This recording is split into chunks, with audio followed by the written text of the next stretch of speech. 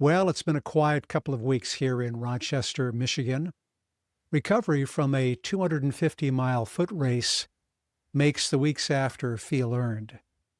The 2026 Cocodona 250 is in the books. I got together with my crew chief and one of my pacers for a post-race debrief. What worked, what didn't, what we'd change for next time. We pulled the curtain back on what was actually happening behind the scenes, in the crew vehicle, at the aid stations, on the trail in the middle of the night.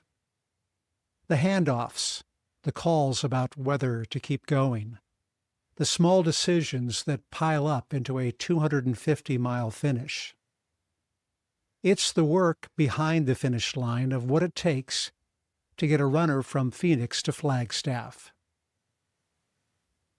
You will hear from my son, CJ, my crew chief, and Mark Vega, who paced me from Munns Park to Mount Eldon. Before we get into it, I want to thank all of my crew and pacers.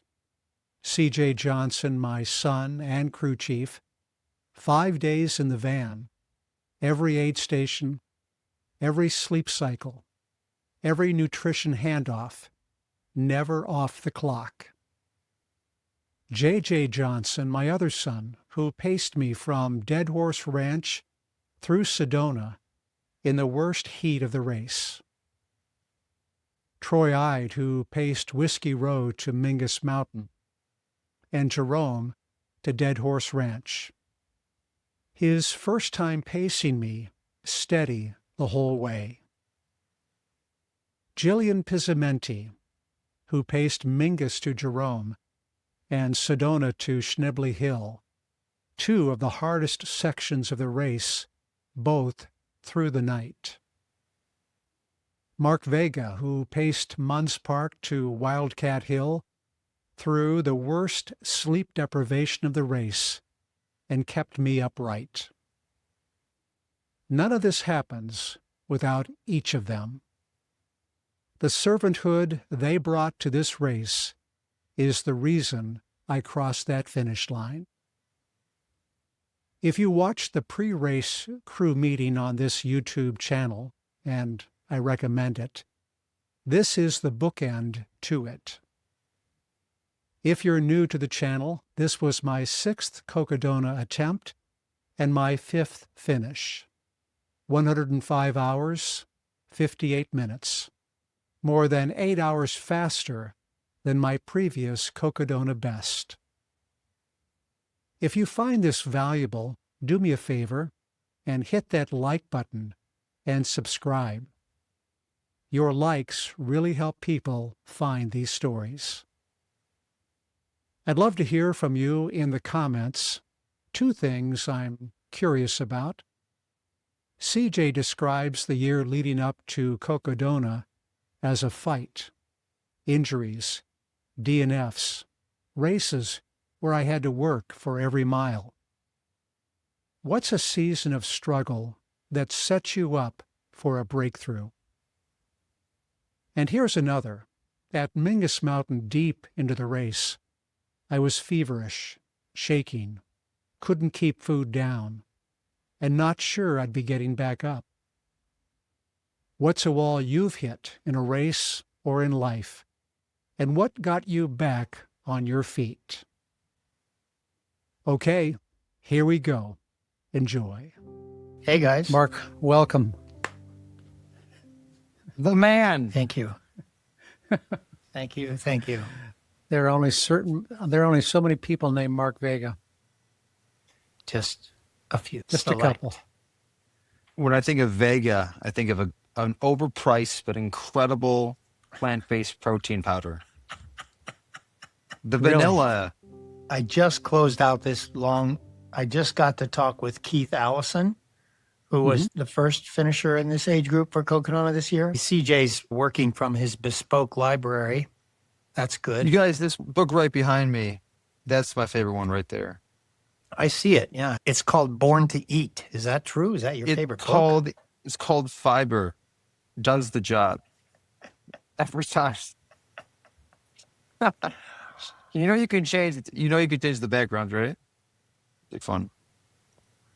Come on, man. What do you think we are, amateurs? We made the No, joke. you We got- made the you know- joke. you got- We made the joke before you knew it was a joke, man. Come on. You guys are more advanced in this world than I am. I'm catching up now. All I know is all I know. Still pretty fascinated, Paul, that when you showed up and to let me talk with you and interview you, there you were like, you knew that I didn't know. You knew I didn't know anything about what a 200-mile experience was. So the invitation was, I just love it, man. I'm reliving it all the time because I can't express how transformative it was. Changed everything, man. I bet that was fascinating talking to Keith. I don't know the guy, but he's fast. He's 61, but he's never going to do Cocodona again. He's not going to do another 200 again.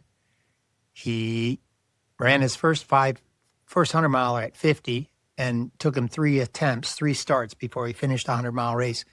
But then he's done a bunch of others. But this guy, he's not going to do it again because he spent too much time, energy, and money prepping for Cocodona, meaning he paced in 2022, he paced in 2024, and then ran so many sections of he's from Canada, but he ran so many sections. He and his wife have a camper and they just travel down there, and then he ran. And so he ran so much of it. But I really, because of my experience with you, I was able to really dial down every single section while it was fresh in his head and almost create like all the sections you've created already, recording what that experience was like, and no historical context, but it was fresh enough in his head that he remembered every little section. It was pretty good. And yeah, he's the first person ever out of 34. I lost the number. Either 27 or 34, 60 to 69-year-olds have finished Cocodona since 2021, since it started. Wait, say that again. Give me the stat again. Either 27 or 34. We can count it up on Ultrasign. That's how many 60 to 69-year-olds have finished Cocodona. Yes. He's the first one in all of them to finish under 100 hours. And that was his goal. Was I want to break 100 hours. I figured that I set my goal for a sub 105 thinking that could win it. But then again, that was based on, I think that the best time up to that point was somewhere around a 104 or 105. So it was a good year like this year. It was made to be broken. And just like Rachel broke the overall record by 7 or 8 hours or whatever it was, someone like Keith Allison can come in and go low, as they say, and break it again. Yeah, that's pretty amazing. And what that does is that for our age group, the 60 to 69, Keith Allison has set the new bar, the new standard to try to break that. Although I don't have to worry about it next year because I'm out of that age group. Yeah. So let me just go backwards a second. Let's see here. Let me just make sure we get this right. Hang on. I want to make sure I'd say it correctly. Let's see. Hang on. Hang on.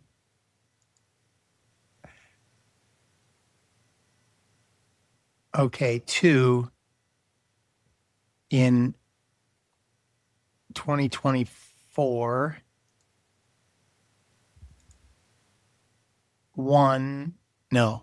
2 in 2024.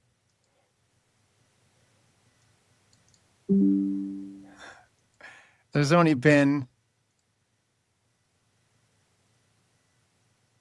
2 people in the history of the Cocodona 250 to finish the race in the age group 70 to 79. I can name both of them. Can you? Yep. Michael Copy and Terry Gardner. Those are the 2 you told me. You're chasing those 2 guys. Okay. Exactly. They were 73. They were 73 in 2024. They didn't run this year. So they're 75 now. They came in at 106 and then 117 in 2024. So, man, Michael it's was wide at open. 106 and Terry was at 117. Yes, And in sir. fact, on that stretch that you and I did from Munns Park to Kelly Canyon, I spent a few miles on that stretch with Terry Gardner and his pacer. And Terry Gardner's biggest concern, in addition to the fact that he was having severe nausea issues, his biggest concern was trying to find out what Michael Copy's birth date was, because he knew they were both 73. And he wanted to know who was older, because he wanted to be the oldest finisher. Michael was well ahead of him, and he kept on working me over. Paul, he said, "You've got to know Michael's birthday." I said, "I have no idea.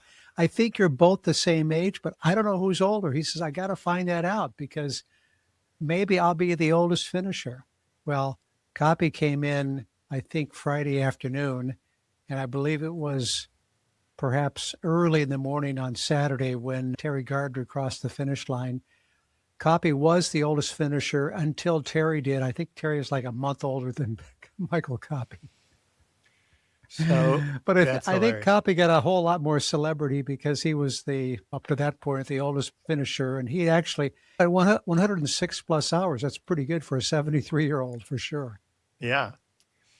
His birthday's between April and January.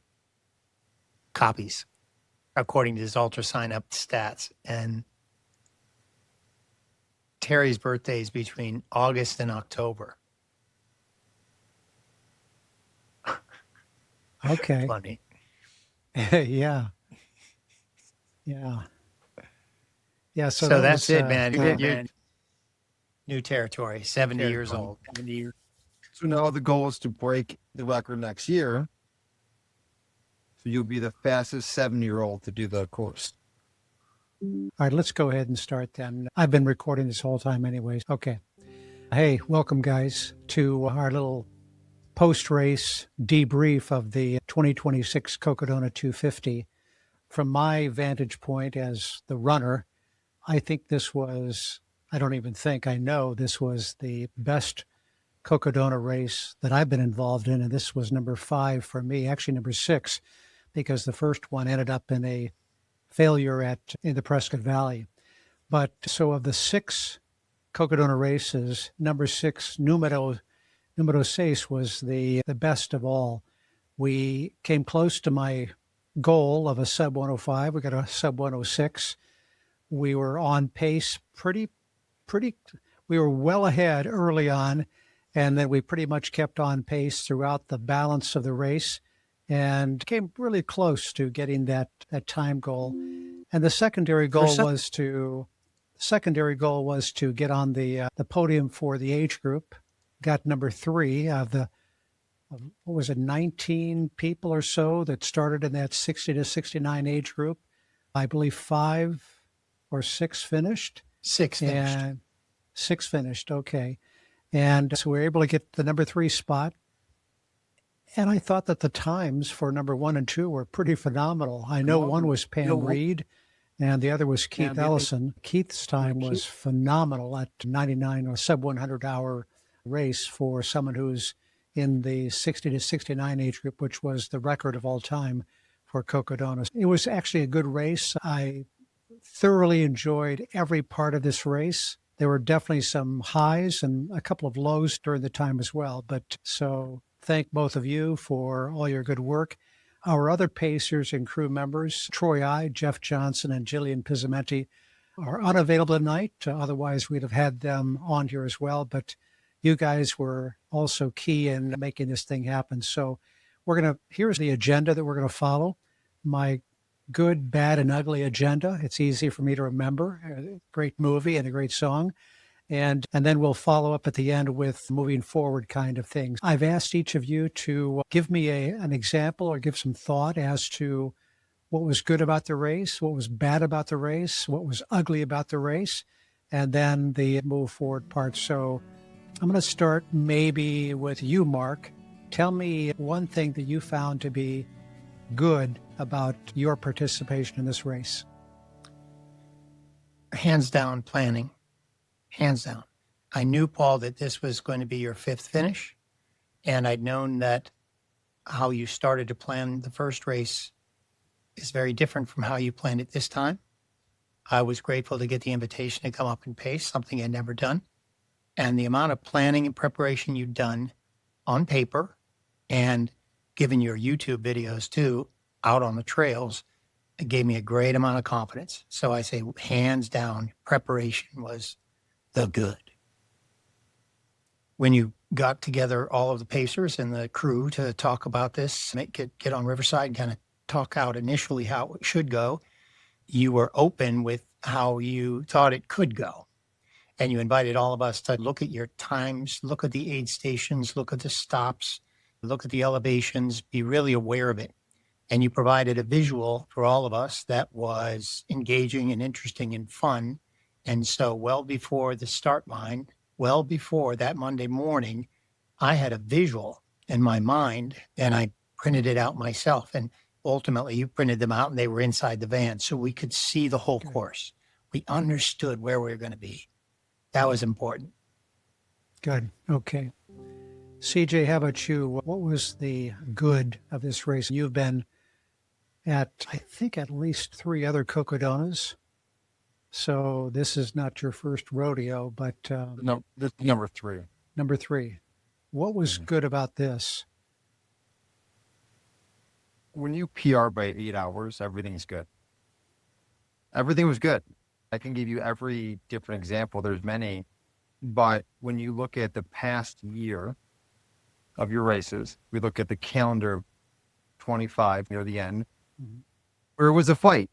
At the summit, you were injured, so you had to pull out of that one. And then we get to the divide, right? And you had to work through that one. You did the Cocodona backwards. Again, that was tough. And then something happened when we were in Thailand at that race, where also a tough one, but we did this 100K race where the way you moved, I think, set you up for this race. You were going at a pace where you were just steady the whole time. Fast forward to 4 months later, you're doing Cocodona, and we couldn't believe what was happening. You were actually going too fast. I didn't get enough sleep. I usually have more time at different aid stations to play pickleball and hang out with my friends. We didn't even have time to do anything because you were going so fast. And we were clicking. Everything worked. It was a dream race. Michael Jordan, there was one game where he scored the most points in his career, right? Will Chamberlain, there's one game where he had the game of his life. And this was that race up to this point. You had every three-pointer, you had every free throw, and you stole every ball. And kudos to you, the work you put in. We were just there for the ride, just to help you get there. So yeah, it was all good. So this was a little bit different than past Cocodonas because things are moving a lot faster. How did that affect you as crew chief and setting things up and that type of thing? I'm curious from your end, what was happening? From my end, by this point in this life of being a crew chief and working with pacers, we know what we're doing. We know that Mark and Troy were new, but they were very organized and they were ready to go, and they both crushed it. JJ and Jillian, we've done many races with them before where we don't have to talk. Beforehand, in the past, we'd be like, all right, let's get them ready, make sure everything's, when they're in their bag and it just took a moment. But for this is they were already prepared. And so when you came in, it was very simple. Just work with whatever you needed and in every aid station. And having that map in the car, having those times where we could check in, like exactly what you want, it was good. Even little things like every aid station, you'd be using the Theragun. I've got video of you just as we'd be talking, planning out the next section, you'd be out Theragunning. Because the biggest issue we've had in the past is that lean sneaking in, then affecting the next 100 miles. So there was no lean. The calories were going down. You get a little nausea, which has become a normal thing, I think, on day 1, but you're able to work through it. The communication was amazing. Everybody, that was the biggest thing. Whenever it was time to go, let's go. And I think you brought on, I know you did, Mark and Troy were huge assets because for them it was their first, but you never know what's going to happen. And in this case, lots of grand slams. Yeah, from my perspective, the good sort of ties in with what you're saying. The first 24 hours basically set me up for success. Getting into the first aid station at Cottonwood Creek at 6:30, an hour before my projected time, getting into the next water station, actually the water station at the 26-mile mark, and then Lane Mountain. At Lane Mountain, I think I may have been at least 4 hours ahead of projected time. And I spent maybe 3 minutes at Lane Mountain.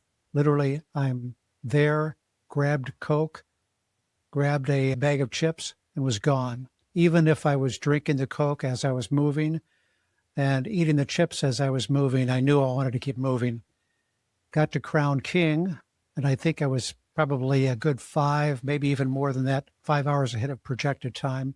And these projected times are all times that I input into the Ultra Pacer software model based on my goal of a projected sub 105 finish time, and also allowing Ultra Pacer to compare my times from prior years, because you can literally enter the data from prior years and let Ultra Pacer do its magic. And so Ultra Pacer is literally putting in projected times as to when I should be arriving at certain aid stations to be able to achieve that goal.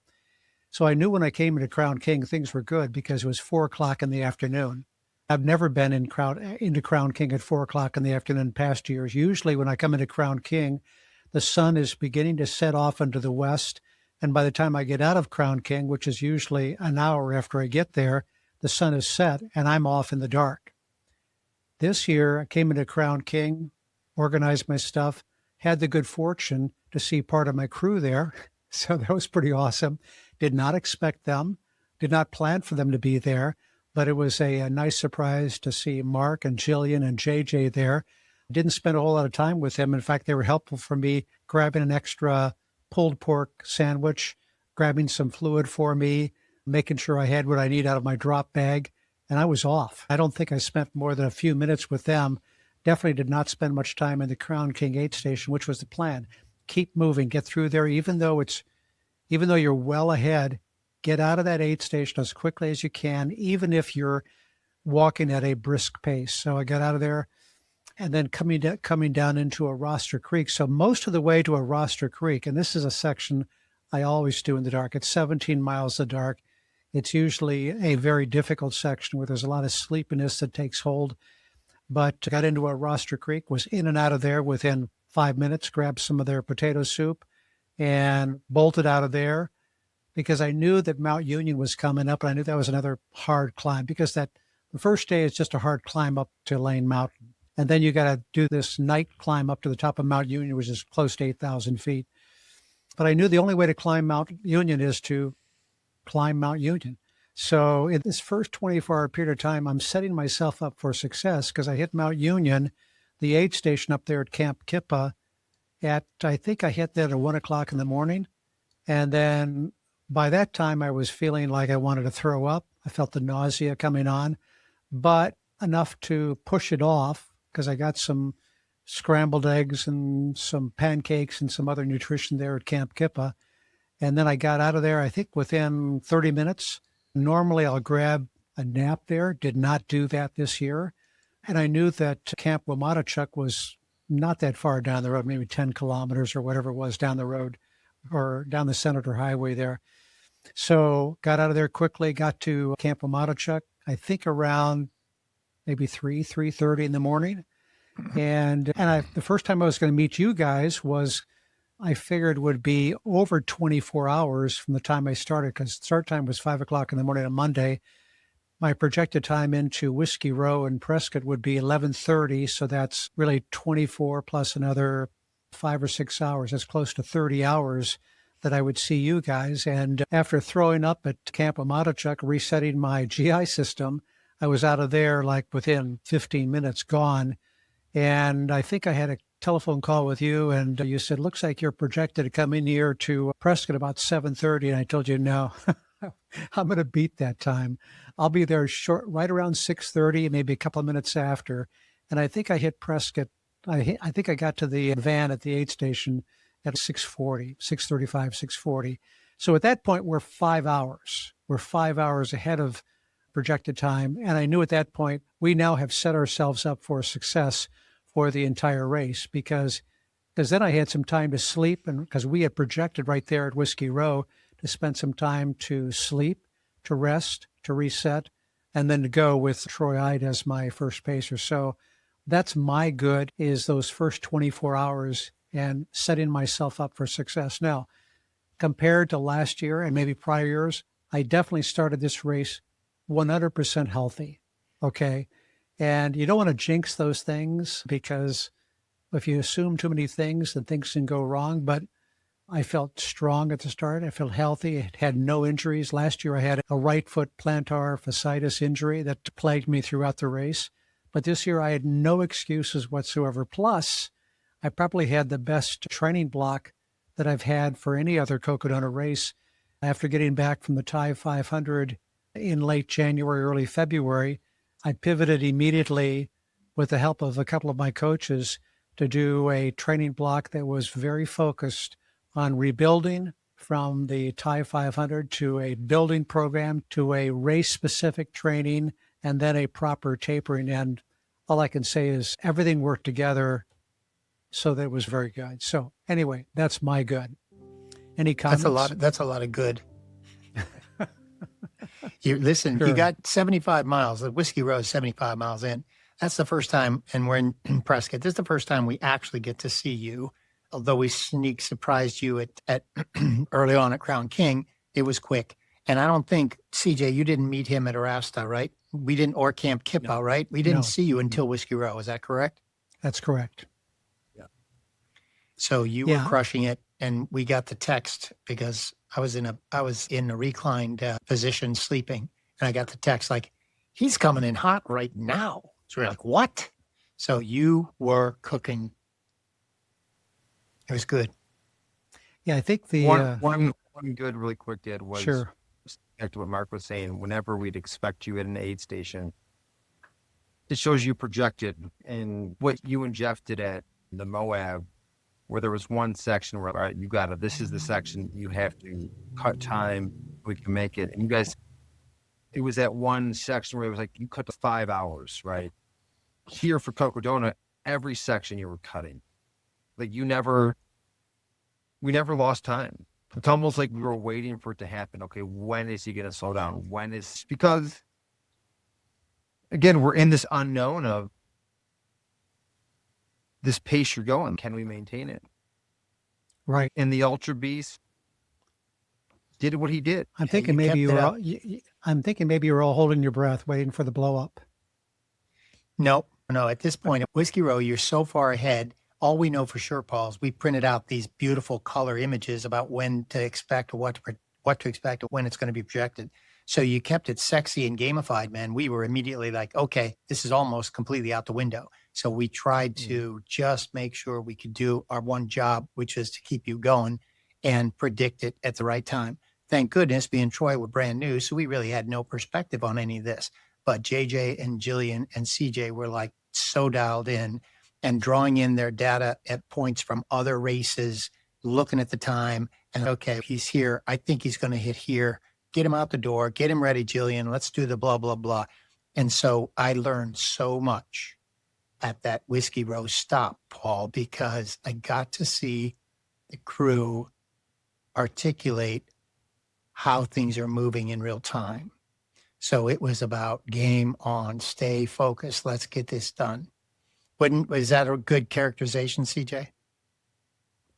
Yes. And one thing you were doing that was kudos to you is you're now way ahead of your time as you start to build time. And at no point when you have the opportunity for maybe a little more sleep, 15 minutes here, 20 minutes there, which I was okay with if you needed it. And I was ready to give it to you if you needed it. But you were, I think, and I could be wrong, I feel like you knew you were moving, and I felt like you wanted to stay in that flow state, stay in that wave.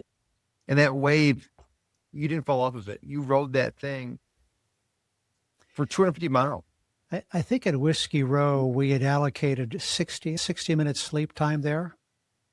And I slept in the van, I think around 45 minutes, woke up. I believe you had the van doors closed and it was nice and dark in there, so it was easy to sleep. But I woke up and thought, you know what? I could lay here for another 15 minutes. No, time to get up, get ready, let's go. And I think I got down from the bed, opened the van door, and you said, you need to stay in there longer. Go, no, I'm ready to go. Let's get out of here. So, yeah, when you're ready to go, you got to go. Gotta go. I apologize. I'm looking to the side because I got the race map held up as I'm remembering all the steps along the way. And it's almost like it's come alive right now. So the moment you get out of that van door, Troy's been chomping at the bit. Troy's ready. Troy's been ready to get going with you. And he knows it's game on, and he's pretty excited about it to get back out there and go. So it was good. Yeah. Okay, let's move to our second topic, which is the bad. And I'll go to you first on this one. Who was first last time? Did I go to you, Mark, first, or? Yes, but it would be helpful to give us perspective to why don't you say the bad? That way it'll give me a filter to understand what you're even talking about, because I don't have, Okay. I can't come up with that part. Couple of bad things, and I'll identify one primarily, and that is Mingus Mountain aid station to Jerome. That's a 17-mile section.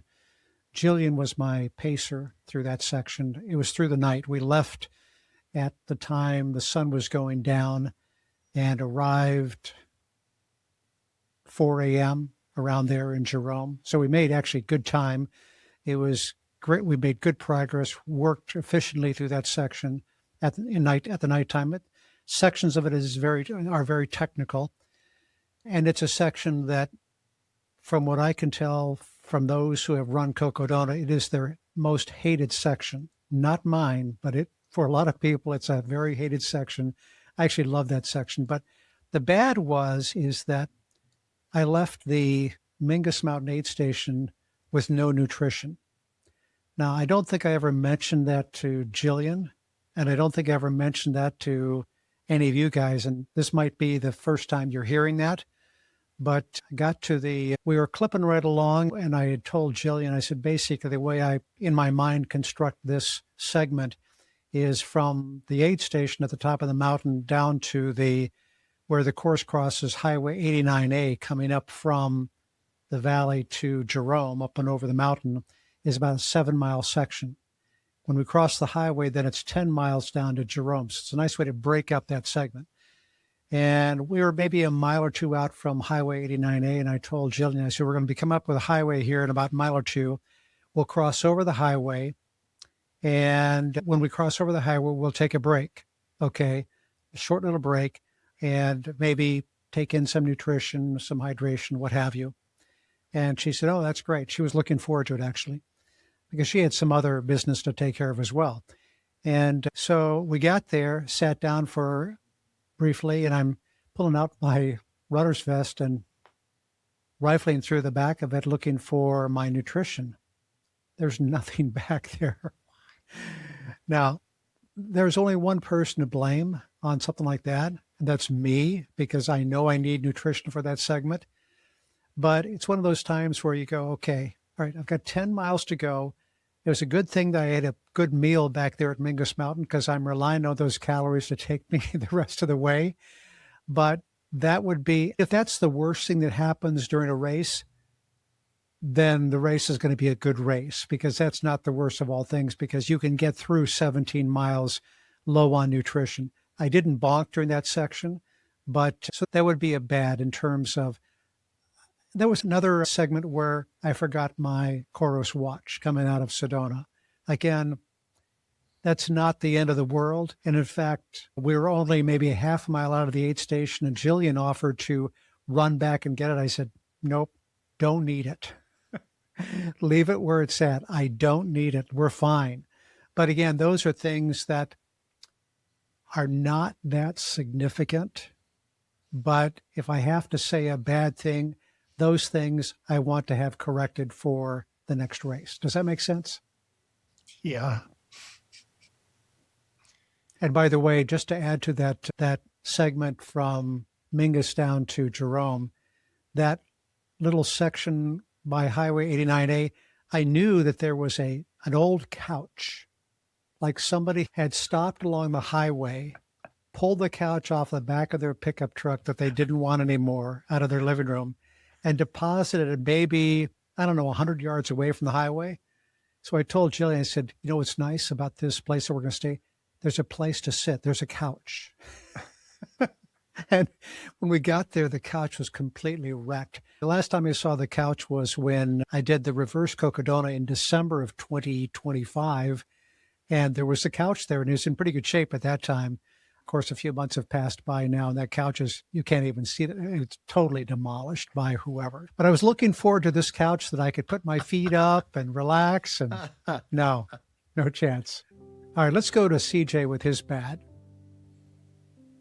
I'd like to correct you. He's very humble. I'm the one who forgot to give him the watch. That's my fault. That's my responsibility. The bad, I look at two bads. I'm going to echo what you just said. When you come into an aid station, a lot of times, if you have a pacer with you, they're going to have their backpack, and also the pacer that's going to go out with you will usually have a backpack floating around. The RB can get crowded, or things can get cross-contaminated, I guess you could say. And yeah, we can be better there. I know we talked about at one point having some type of like whiteboard at the front, Mark, just to be more clean, of getting you in and out quicker. I think I like how other crews, whether it's String Bean Joe, I think his name is, or Rachel, when you come in, you're watching them and their crew's doing it for them. So now that we have the comfort bag, or now we know where everything goes, we know what you want. So that should actually never happen again, ever. But now that we know, I think it's even worth before the race next time. Let's do a quick demo. This is what you want. This is where you want it. And let's see it. I think sometimes there's confusion of where things go. And I'm sure that bag was right there. Somebody could have put it. Yeah. I think having somebody responsible, I think I will take that responsibility in the future of I will repack your bag for you. I will make sure you have everything you need. And then we'll have a set area where only your stuff's being charged. So like the iPhone, because a lot of times the watch is up by the dashboard, the phone might be over here, and that's where things get, if I see the watch with the phone, you're good, right? But that's stuff that thankfully can be easily fixed and easily prevented, and then we'll be quicker for it. And the other bad, I think, would be at Mingus Mountain, from a crew perspective, there's a lot of walking from back and forth, and I feel like we can save time there. So in the future, if we're waiting on this to walk back and forth, it takes a few minutes. And I feel like whatever that time we were there for, we can cut out probably 10 or 20 minutes. Like no problem. Yeah. Just because of how long. I mean, that's something we can prepare for. It's more on us than you. And because those minutes do compound into whether it's a PR or whether it's just another race or whether you're fighting for DFL, literally. Right. So that would be the bad. Got it. Mark? Without taking liberty of shifting the context of the good, the bad, the ugly structure here, I will offer this. I think it's time, CJ's right, I think maybe it's time for the next one for you to have a different level and type of delegation. So you already plan out everything. So we know what every eat stop, you already know what fuel you intend to take. So if you pack that separately beforehand, then we are checking the box. So the crew was going to be able to say, here's the bag, here's what's in there, 3 gels, 3 days. You'll hear that. And then you'll be able to subjectively say, okay, good. Add another orange chew. I need some more salt tabs. And don't forget, I need new socks. Something like that. Because the way you did it was you had your bag and you double checked as you were packing it. And while we were there to support, leaving without fuel it's inexcusable. You should terminate that crew person, even though I know you love them all. Luckily, it was you, not any of us, I think. So maybe don't fire yourself just yet. Now I'll shift back to the bad. I don't know that this is bad, but this is how I feel about it because now's the time to kind of download it and really dial in with it. It's possible that I could have been and maybe had a duty, responsibility, and obligation to not just not get us lost during our segments, which were joyous, man, transformative. I loved it. I love us chasing Jamilio, looking for those little tags because there weren't enough markings, but I knew we were only on one course. My watch was telling us we're on fire, but it was fun. But the bad might have been, Paul, that I wasn't making us go faster. I never input. I was following how you felt, which is fine. You've been doing this a long time, thousands of miles in these kind of races. And so maybe I'm very sensitive. Oh, I'm bad. I don't care about it, but it's a judgment call. And I'm thinking, oh, maybe next time I can have the opportunity to be a little more responsible to really understand what does that pace need to be? Because during that section, even though you had 190 to 234 miles on your legs, and I know you kept saying we can't go faster, and anyway, the bad was maybe there was a ball dropping on my part because I just didn't ever once focus and think we should be moving a little faster. I just never considered that. Yeah, I wouldn't consider that to be bad, but I understand what you're saying. I can tell you that was certainly not my concern. I felt that the sections that you and I went together on, we did so in an efficient and energetic and brisk manner. We may not have been running the whole time, but I thought we were moving pretty well, especially at nighttime. Probably the one section where the sleep monster was trying to rip me apart was that section from Fort Tuttle to Walnut Canyon. I was fighting the sleep monsters like crazy. I think I went down at least 4 times for a dirt nap where I would just tell you, I've got to lay down. And of course, that takes time off the clock. But then again, we also got to the point where I knew that the trail would climb out of Walnut Canyon, and we hit that climb. We got to the top of that climb, and I also knew when we got to that top of the climb that the trail would be just basically as smooth as a road, which made it very runnable. I tend not to run at nighttime because it's easy to miss a rock or fall or whatever it is. Right. And so I'm a little more careful at nighttime when it comes to running, even if I have a bright beam on my UltraSpire waist lamp. But I knew that section, once we got up that climb, that section was going to be nice and smooth, and I was prepared to run it. And I think we took off like a bat out of hell. So we're going to make up some time for some of that sleep back there, and we're going to try to get into this Walnut Canyon aid station as quickly as we can. We made great time to that section. So yeah, you were right there with me the whole time. And I probably drove Troy-eyed crazy a few times because I wasn't prepared to do a continuous steady run. I just was not going to do that. But what I was prepared to do for those sections that were runnable, for example, when we got out of the Dells there in Prescott, we got on the Iron King Trail on the way to Fain Ranch. It's a very runnable section, nice and flat. It's rails to trails. And we did this run walk, which Troy had mentioned to me. He's never really done a run walk before. I said, welcome to my world. Just stay with me, Troy. Just and he was very good about keeping an eye over his shoulder to see where I was, and he would slow down when I began to walk, and then he'd pick it up when we began to run. And we made it through that section pretty efficiently, even with a run walk. I just found that to be better for me and worked more for me. But no, I thought our pace was good. I thought what you did was really good in terms of changing Jamil Curry's name to Jamilio. And as we're looking for course markers out there, I got a text from Patty Curry, Jamil's mother, saying, I did not name my son Jamilio. So. Yeah, I saw him at the finish afterwards, and I told him we called you Jamilio the whole time. Yeah. And it could have been another bad. What about the hiccup at Fain Ranch, the changing the aid station location? How did you experience that? Would you characterize that as bad? I would not characterize it as bad because I knew in the back of my mind it had changed. I remember I didn't know exactly where it was at, but I knew it was on the other side of the highway compared to where it was before, near the Arizona horse track race downs there. So I knew it was over there somewhere. I just wasn't sure where it was. I think it was more on Troy Ide's watch or his phone or wherever he had the map. somehow whatever map he had downloaded from the website, from the Aerovipa website on Chorus, showed the aid station not on the other side of the highway, but on the same side as it was last year. And I knew in my mind that's not correct. Okay. But what he was seeing and what he was believing at the time was we're really close to the aid station. And according to his watch data, that was what it was telling him. And he was also very low on water. He had enough water to get to where he thought the aid station was, or where his Chorus watch was telling him the aid station was.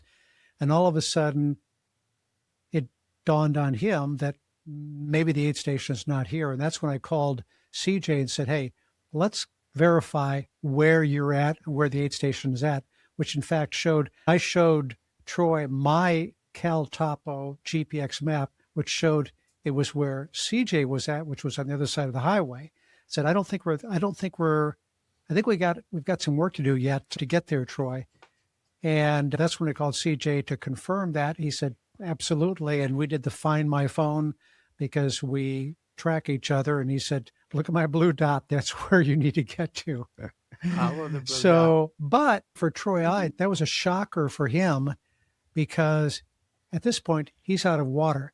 Now, for myself, I'm really low on water, but I'm also a camel, and I can go without water for a long time. I'm like that kangaroo rat that you find in the Phoenix Desert, the Sonoran Desert, where they don't drink water at all their entire life. Like I'm pretty close to that kangaroo rat. I can go a long ways without much water. But I was worried about Troy because he had no water whatsoever. And so, but we made it there. I'm sure Troy Ide would jump in and say the bad is that he actually downloaded the data from the Aerovipa site, from the Chorus map, and it was wrong. So, yeah. Yeah, that would be bad. CJ, if we may, could you make a note about the kangaroo rat? There's more to be discussed about this later and who this guy is. It's Paul James Johnson. And the other thing I want to point out, Paul, I think you should note this for people that you chose the two new pacers for you this time were both lawyers. So I can only imagine part of Troy's issue with this was the lawyer issue. I downloaded the right map from the Aerovipa. Somebody's liable and it ain't me. What's going on here? Right. And then you and I were out there running word games in the middle of the night. And as two lawyers out on the trail, it was so much fun to just lawyer up about the rules we were following, about the word games we were playing while we were out there. So I think it's a good idea. More lawyers, the better sometimes. In this case, it was perfect. I think you're absolutely right. And I just noticed in the United States District Court out of the Phoenix, Arizona area that a new lawsuit was filed by Troy Ide against Aerovipa and Chorus for giving him the wrong data. I don't know what it's all about. Okay. But he's called me as a witness. So, yeah, the more lawyers, the better. The more lawyers, the more things can screw up. So you made it to Payne Ranch. We were joyous, man. So there's no bad about that. You got there. So the good and the bad, you were there. Nothing bad about it. The best part about Payne Ranch was the horns, the Scandinavian horns that welcomed us in through in fact, as soon as we got through the overhanging arch and heard the horns and hugged you guys, I think I told someone, I said, this man, I was pointing at Troy, this man needs some water in a bad way.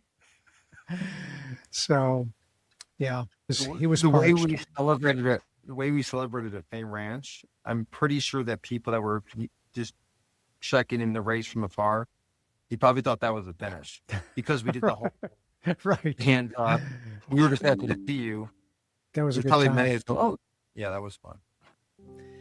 Okay, so yeah, and just commenting on the comments earlier about the running vest and what's in it. The comfort bag is, people call it different things, but my comfort bag usually is a Ziploc bag with certain contents in it, like things like chapstick, which became very necessary during this race. If you saw the lips of any of the people that crossed the finish line, the sun and the wind did a number on a lot of lips out there. But chapstick, it has in there things like caffeine pills, caffeine gum, Tylenol, maybe a small little disposable toothpaste and toothbrush. Those things that basically are comfort, Ricola cough drops. So, and I usually keep one of those, a fresh comfort bag with fresh contents in every drop bag. So the protocol has been for me always that when I come into an aid station with a drop bag, I'll take out the comfort bag that I've got, put it in the old drop bag, and pull out the new comfort bag, put it in there. So I've got a fresh, I don't even have to think about it. But yeah, we can go through some of those things and make sure that we don't have or at least try to avoid a situation where we have no nutrition during a 17-mile tough stretch. But that's not the worst of all things for sure. Okay, let's move to the third category, which is the ugly. I'll let either one of you go first on this. What was ugly about this race? Yeah, I know you want the ugly, but when you PR again by 8 hours, can't always get the ugly. Great race. There wasn't anything ugly. Maybe your black eye, right? It's healing. Your face got a little. I think I like the shine and look, but I think your face got a little uglier. But not really. I think you did great. But for me personally, I would say ugly. If you want to say it's ugly, just trying to be more organized. It's challenging when you have a lot of people in a little space. Right. And then specifically when you need something, like when you are, Jeff had a nickname for you. I forget what he called you. When you're kind of in it and you want something, you're very simple and direct. You want it. Like you wanted chapstick and you wanted a specific black buff that Jillian had that was helpful. And so like, where was it? No, I saw it. Where did I put it? So for me personally, just getting a little bit more organized, but there's no ugly here. We just finished a race that was one of the hardest things you can do. It was incredible.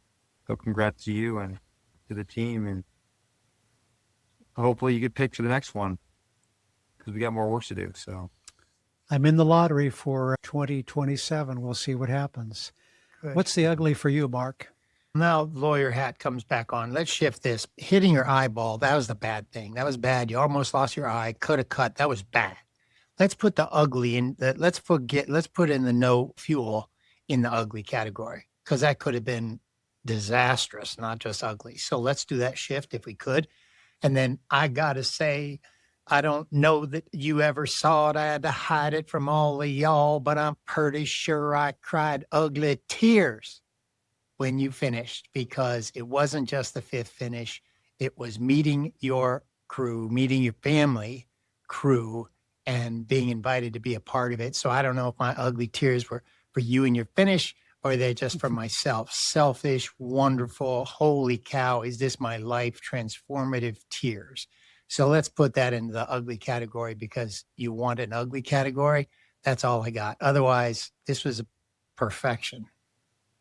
Okay. Yeah, that was a finish line like no other. That was so fun to cross with you guys there. And I've crossed at 2 or 3 o'clock in the morning, but there's nothing like crossing in the middle of the day when the sun's shining.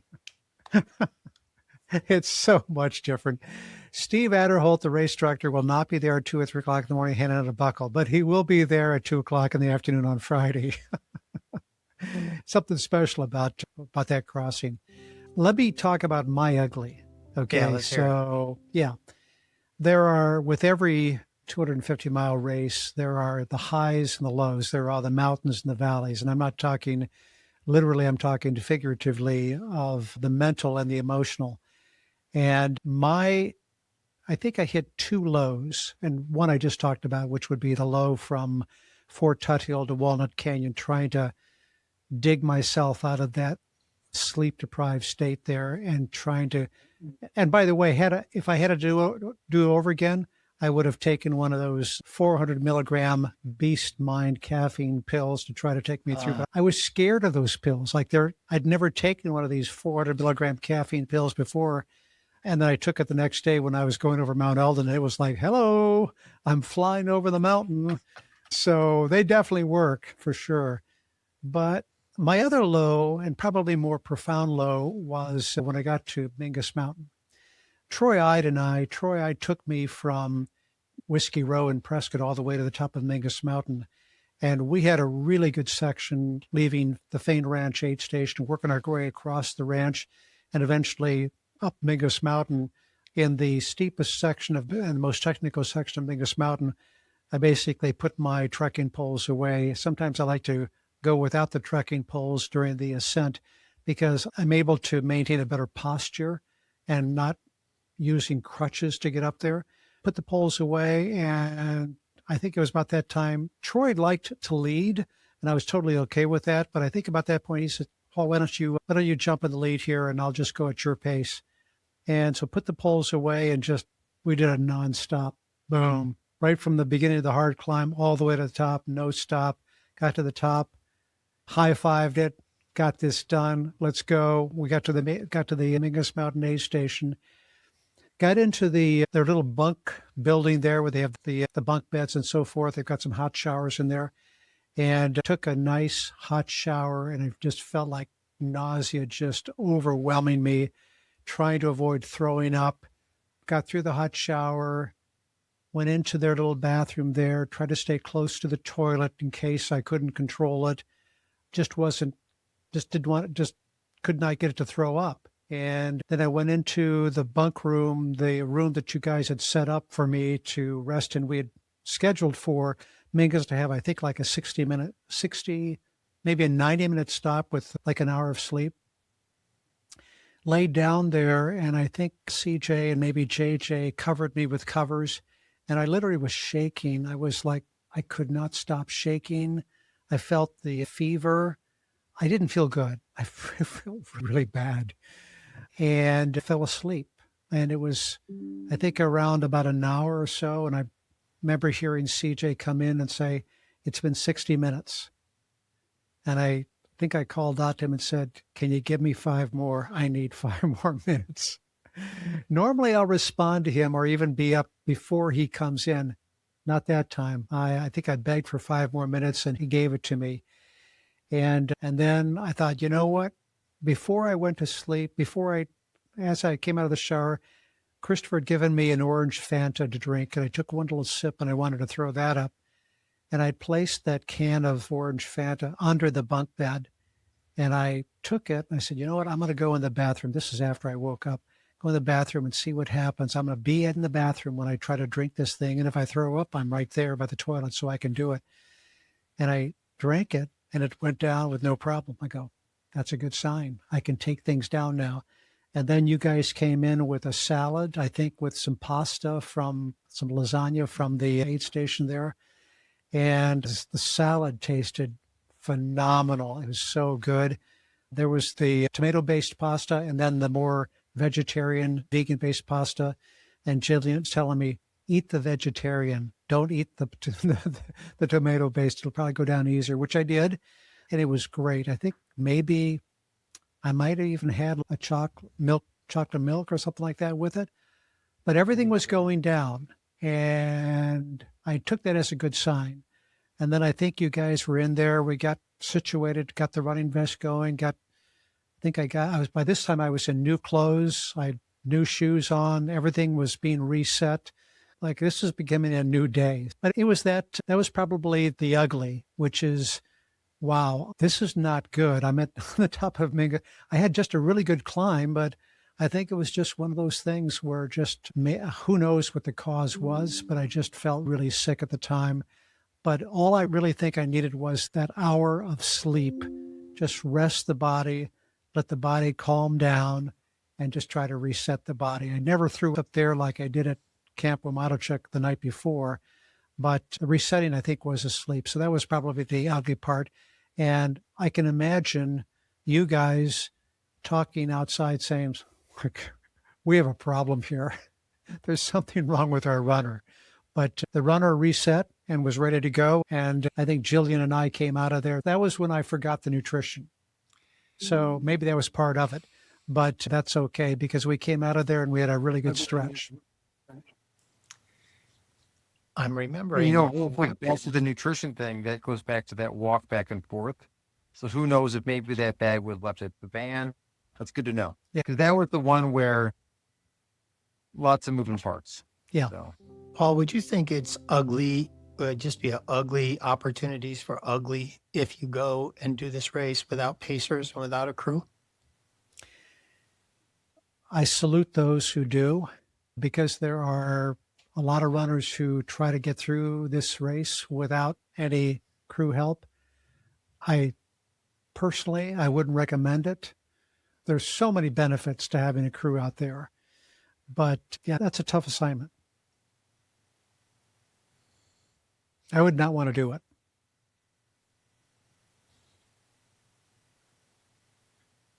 What do you think? I didn't know the value of pacers and crew as much as I do now. It's a totally different story now. Now that I got to see what it looks like when it works well, everybody's unified. It's 5 days out there together. Nobody's checking their phones on other issues, outside issues coming up. It's just a lot of focus. And we see even with absolute focus, you can still have bad things happen. You can still have an ugly thing happen. So I think if you go without crew, without a well-briefed crew, well-placed, well-cast, you could have issues. So I think it only makes sense. It makes sense to have crew because it makes the adventure better, not just for the runner, but for the crew. I loved it. And I loved it. Changed my life. And I was playing the role I was playing, not the role of runner. So I think it's a highly recommended, that part. Highly recommend crew and pacers. What do you think, CJ? One of my favorite books and movies is called Into the Wild. And the character in that movie, his name was Christopher Johnson McCandless. And he's out in Alaska. And he is by himself. He's basically trying to discover whatever he's discovering. And he reads many books, Leo Tolstoy, you name it. And he comes up with basically the thought that, and this is a quote, happiness is only real when shared. And at that moment, he realizes that this lonely adventure of self-discovery was really about him returning back to his roots, back to his friends and family, where he can share these memories, these adventures. And I agree with Mark. I couldn't imagine doing this by myself. I couldn't imagine going to aid stations where you're seeing crews and other loved ones meet their runners. And that is the boost they need. And I couldn't imagine doing any of this. That's why I don't want to miss any of these races for you. That's really why I'm here. That's why I don't even need to pace, or really I'll pace if I have to, but I want to be at the aid stations because I've seen what it does to you. I've seen at Bigfoot when JJ shows up out of nowhere and you're like, holy cow. And that became fuel in your tank, literally, as you ran faster, because you had love. Love is, you can't see it, but you can feel it. And that's what, why we do what we do. And I also want to give Mark a lot of kudos, and also Troy. But Mark, you specifically, and I told JJ and Jillian, they go, what's lovely about Mark being here is this is our third year doing it. So we've done it. We're not going through the motions. It's become more of a job. All right, this is the next thing. This is the next thing. Whiskey Row is Whiskey Row. It's nothing special. It's just another aid station. But for you, Mark, you'd said it. You'd seen it. You'd followed it, but you'd never been there. So when you guys told me, I had no idea that they went out to Crown King to see you. And I'm like, that's incredible. Of course, it makes sense now, Mark, because you've never seen it. And if you've never been to Crown King, you got to go to Crown King. You got to go see it. The drive is incredible. It's just scary. And then we get to Whiskey Row and we're near Scott Jurek, and then we're seeing the leaders come in, and then we're seeing Billy Yang and his wife, right? I believe that's his last name. And Mark is just seeing these people that influence him, and it's just his energy every aid station. This is all new to him. It was novel, and that energy was contagious. And so thank you for that. It was awesome because it made your childlike energy towards the race, made it more fun for all of us because you had so much zest, and it was contagious.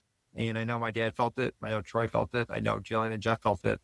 But yeah, happiness is only real when shared. I believe in that. And I believe that these races, I give people profit to them by themselves, but it's just not as fun. Yep. Good point. Said. Okay. We move from the good, bad, and the ugly to let's move forward. Any suggestions, ideas, comments about how to make this race better? And before you comment on that, the goal for next year, assuming I can get in, the lottery is going to be, I think, filled up with thousands of people. So who knows what the chances are to get in. But assuming I can get in next year, the goal will be to not only do a sub 105, but the goal will be to do a sub 100. We're going to be pressing ourselves. But to get that, we want to know what we need to do to make that happen. Any ideas, thoughts? Everything we've already said on this podcast, we already know what we need to do. Is that possible? It's going to come down to one thing. Are you feeling as good as you were day one as you are a year from now? Right. Right. You got a lot of races come up. A lot can happen, but let's control what we can control. And I know what I can control, what Mark can control. We can be better there, and you just hope that all the stars align. So I think we've talked about what we need to do. Now it's just execute, be a little bit better, and let's go get our first Cocodona at the age of 70. What do you think, Mark?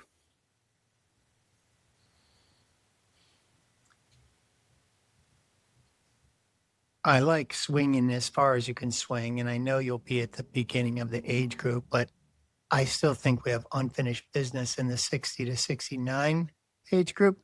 So I think the time to beat is 99, 29, 57, not just sub 100. It's only 30 minutes more, and you can do it. I like it. I know you can do it. Mark, take two. I like that. I know you can do it. Number one. And just from this conversation, I feel like you've articulated and pointed out those hours that can be shaved. And the stuff that was toughest right out of the gate, you addressed that. And it's good.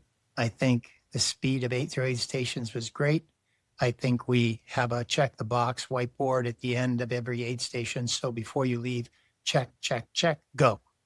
So we make it like a pit stop. This is F1. You've survived NASCAR and you've been champion there. You've had this F1 car for a couple of years now, but you're getting a complete upgrade and we're ready to do it. And this time the crew and the pacers will be so dialed in. So we'll get you to wherever you want to go. And we know from your past that any one error is not an insurmountable adjustment to get to where you need to return to. We know that. Right. You did that on your own. So I think it's a good challenge to have. We'll set a glorious 70 to 79 a year story. And Pam Reed's going to be right behind you. She also, if she hits it next year, she may not. She's also going to be gunning for the 99-29, right? So it won't be alone. And let me try to remember 60. She's only 65, so she'll be stuck in that other category. So we don't have to worry about her too much. She's a young woman. I got to stay away from those young women. Exactly. Now, was she, I fangirled out about Tara Dower. I'm not afraid to talk to anybody. I love them all. And I saw her at Whiskey Row and I didn't say anything. It was just a baby. It was like this little fanboy. Didn't want to talk. Mm-hmm. But in our massage tent, there was a woman right next to you after when you were getting massage. Pam's traditionally always had short hair. So I couldn't tell if it was her or not. It was a woman just like her. It looked exactly the same, but she had a little longer hair. Couldn't tell whether it was her. And I didn't want to go crazy and say Pam while she's reclined on a massage table or some fucking weirdo comes up to her, right? So I didn't want to do that. Or take the place of the masseuse and start working the massage on her. Yeah, I didn't want to do that either. Yeah, if those were the two options, I didn't want to do those.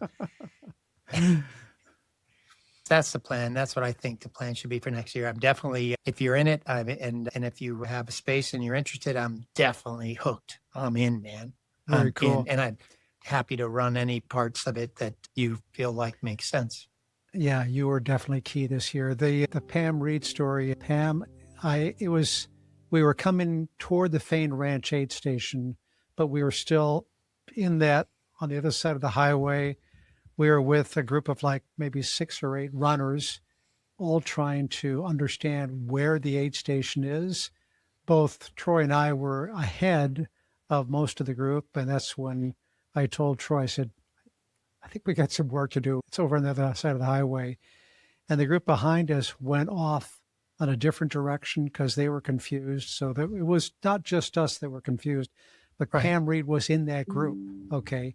And she's this very petite, very, very, how should I say, in great physical form. She's just really strong. She was with a pacer, and we were actually running with her and her pacer for about a mile or two, just so steady. Somehow I lost Pam somewhere between there and the finish line. Somehow she snuck past me, probably somewhere in the night, maybe between Fort Tuthill and Walnut Canyon. That was your job, Mark, to make sure that Pam didn't pass me. Wait a minute. I did not know that was my job too. Darn it. Yeah, It things didn't happen. didn't work out that way. Yeah. She must have been gunning for sub 100 and she came in at 100 hours, 28 minutes. So I bet she was hitting that under 100 mark too. I am so amazed at how strong she finished. Okay, that's all I got. Unless you guys have got anything else, we can wrap this thing up. Thanks for being here for this fantastic debriefing. I've learned a lot from you two guys, and we miss Jillian, we miss Troy, and we miss JJ. But this has been a great time to get together and to rehash and try to make this thing better. Any thoughts for you guys to wrap this up? We need more drone footage. Yes, we do. My message is below me. Oh, Got it. Coming through best loud crew and chief clear, ever. for sure. I love you guys. Love you guys. Love All you right. too. Thank you both. Hey, thanks a lot. Mark, great seeing you again, by the way. Yeah, Love you, brother. you guys are looking good. Good We luck. know. Okay, talk to you later. All right, guys. Thank you. Okay, see ya.